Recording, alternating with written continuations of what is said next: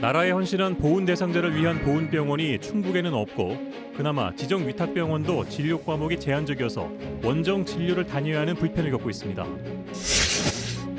충북 북부권을 중심으로 과일의 구제역이라고 불리는 과수 화상병이 빠르게 번지면서 10곳이 확진 판정을 받는 등 피해 확산이 우려되고 있습니다. 농촌진흥청의 임상실험 결과 인삼이 뼈 건강을 개선하는 데 탁월한 효과가 있는 것으로 나타났습니다. 건강기능식품으로 부가가치 창출 효과가 기대됩니다.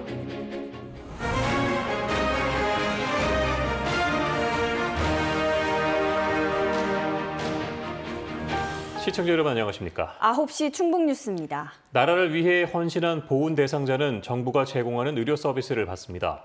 하지만 충북엔 보훈병원이 없어 적지 않은 이들이 원정 진료를 다녀야 하는데요.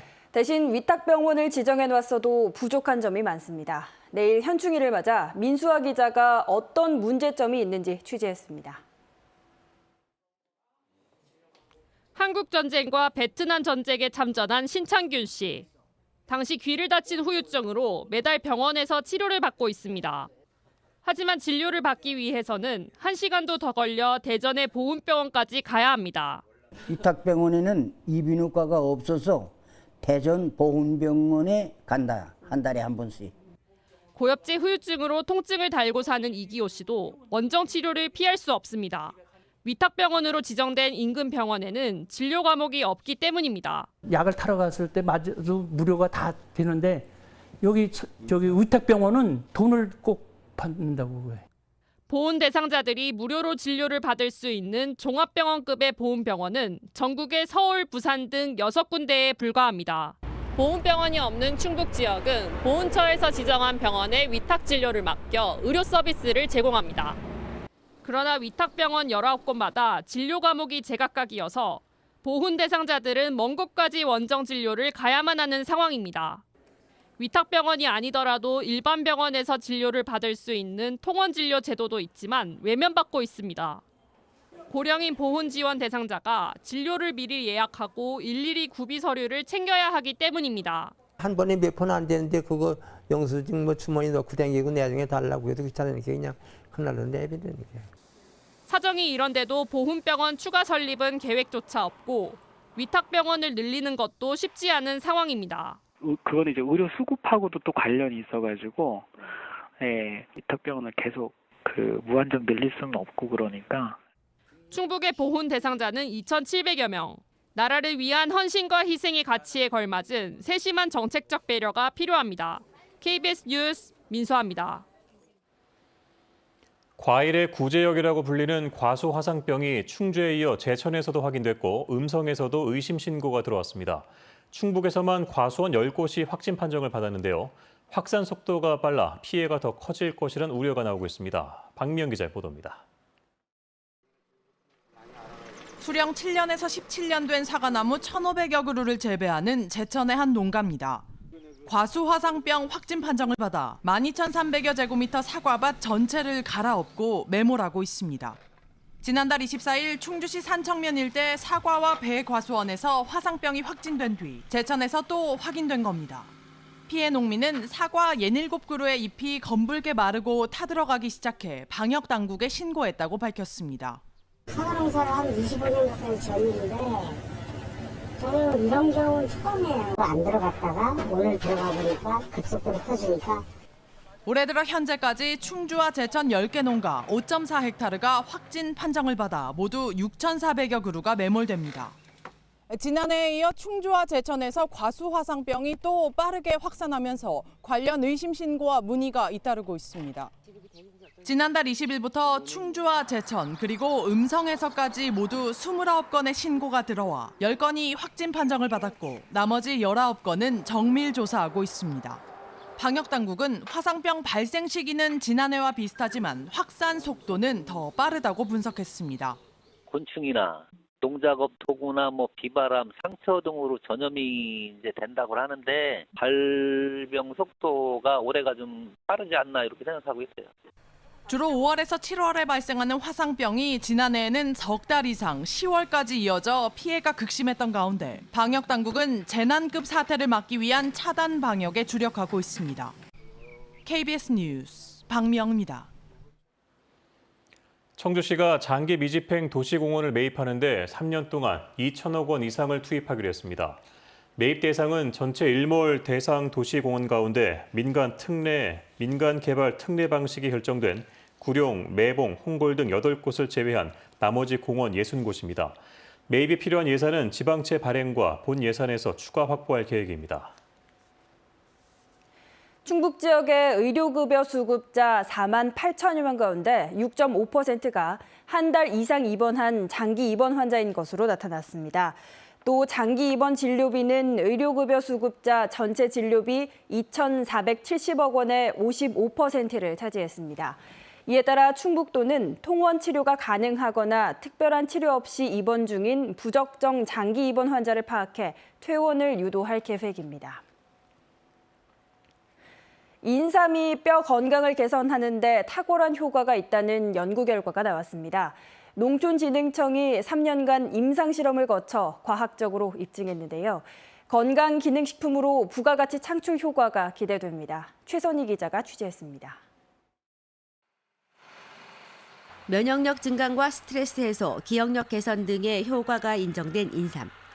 한 해 2만 톤이 소비되는 국민건강식품 인삼이 뼈 건강을 개선하는 기능성 원료로 입증받았습니다. 농촌진흥청이 폐경기 여성 90명을 세조로 나눠 인삼 추출물 1g, 3g, 그리고 가짜 약을 매일 복용시켰습니다. 12주간의 실험 결과 3g 복용군은 고령성 지표인 오스테오칼신 함량이 11.6배나 높아졌고 칼슘 함량도 3배나 높아졌습니다. 골관절염 지수도 크게 낮아져 인삼이 관절 통증과 경직성을 개선하는 데 효과가 입증됐습니다. 동물 실험에서는 골다공증 개선 효과가 확인됐습니다. 112주령의 쥐에게 8주간 인삼 추출물을 먹인 결과 골밀도가 33%나 높아져 태어난 지 8주 된 쥐의 뼈 상태로 좋아졌습니다. 이 8주 동안 인삼 추출물 3렙이란 4kg를 줬을 경우에는 이 정상군 8주의 어린 쥐의 골 기질에 해당하는 것만큼 그만큼 뼈가 많이 차 올라온 걸 알 수 있습니다. 농촌진흥청은 이 같은 실험 결과를 토대로 식약처로부터 인삼이 뼈 건강 개선 기능성 원료로 인정받아 앞으로 건강 기능성 제품 생산이 가능해졌다고 밝혔습니다. 그동안 건강기능식품 시장은 홍삼 제품이 52% 정도를 차지하고 있었는데요. 이번에 인삼의 뼈 건강 개선 기능성 인정을 바탕으로 앞으로 인삼에 대한 수요를 넓히고 면역 증진과 피로 해소 두 개의 기능성만 인정받았던 고려 인삼이 뼈 건강 개선 기능성을 추가하면서 가공식품 개발 등 신수요 창출로 인삼 소비 시장 확대에 전기가 마련될 것으로 보입니다. KBS 뉴스 최선입니다. 충청북도는 헝가리 다뉴브강 유람선 침몰 사고와 관련해 충북에서 운항하는 선박 안전점검을 벌여 경미한 사안 11건을 적발했습니다.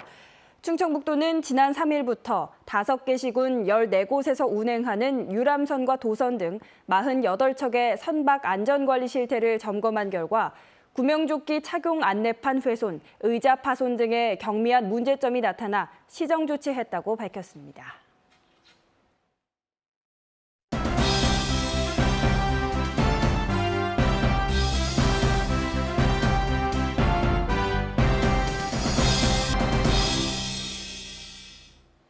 글로벌 인재 육성을 위한 세계 공통 평가 기준 가운데 하나가 국제 바칼로레아, 즉 IB인데요. 우리나라를 비롯해 세계 5,060여 개 학교가 이를 도입하고 있습니다. 미국의 학교에서는 IB를 어떻게 운영하고 있는지 해외 기획 순서를 통해 알아봅니다. 김영준 기자입니다. 미국 오하이오주에 있는 쉐이커 하이츠 스쿨의 한 교실. 4학년 학생 5명이 6주 동안 잠에 대해 조사한 결과를 발표합니다. We learned that 72% of the students sleep the recommended 6 to 9 hours. 학생 스스로 과제를 선정한 뒤 이를 수행하고 발표하는 과정을 통해 새로운 질문을 발견하고 또 그 답을 찾는 국제 바칼로레아, 즉 IB 교육의 창의적인 학습 방법을 보여주는 작은 사례입니다. 5,200명의 학생이 재학 중인 쉐이커 하이츠 스쿨은 초, 중, 고등학교 8개가 모여있는 이른바 하나의 학교구입니다. 모든 학교가 IB 과정을 도입해 대학을 준비하는 마지막 단계까지 유기적으로 운영되고 있습니다. IB는 국제 기준인 만큼 이를 수용하는 대학의 경우 나라와 상관없이 입학이 가능합니다. 때문에 대학 진학을 준비하는 학생들의 만족도도 높습니다. Statistically, if you look in the United States, the acceptances of IB students is much higher than any other program you could take. So it's very attractive when you. 모든 학생은 원하는 수업을 선택할 수 있고 그 성취도에 따라 보충 또는 심화 학습을 지원합니다. 교사는 여기에서 지식 전달자가 아닌 가이드의 역할을 하게 됩니다. They have to be the ones that develop the understanding, that develop the ideas. And teacher has to act as a facilitator for that, not just a know-it-all or a no-keeper that gets to tell the kids what to think or how to think. 그러나 이 같은 IB 프로그램이 우리나라에 잘못 적용될 경우 또 다른 입시 수단으로 전락할 수도 있다는 우려도 적지 않습니다. 따라서 IB 프로그램이 우리 교육 현장에 적용되기까지는 상당 기간 연구와 검토의 시간이 필요할 전망입니다. 미국 클리브랜드에서 KBS 뉴스 김영중입니다. 충북교육청은 서현지구의 초등학생 1,200여 명을 수용할 가칭 서현 2초등학교를 신설하면서 가경초등학교 학생들을 재배치해 통폐합하기로 하고 최근 설명회를 여는 등 관련 절차에 착수했습니다. 청주교육지원청은 이를 위해 이달 안에 학부모를 대상으로 설문조사를 한 뒤 60% 이상이 찬성하면 통폐합을 추진할 예정입니다. 학부모들은 이에 대해 교육청에 잇따라 항의하는 등 강하게 반발하고 있습니다. 제6회 우민재단 지원금과 우민상 수여식이 오늘 200여 명이 참석한 가운데 충북대 법학전문대학원에서 열렸습니다. 이 자리에서는 올 상반기 복지사업과 문화예술사업 등에 대한 7억 2천만 원 규모의 지원금이 수여됐습니다. 또 체육 부문의 영동고 김유신, 미래연재 부문의 충주공고 이현수 등 4개 분야 우민상 수상자 시상식이 있었습니다. 우민재단은 2014년부터 2,700여 명에게 45억 원을 지원했습니다.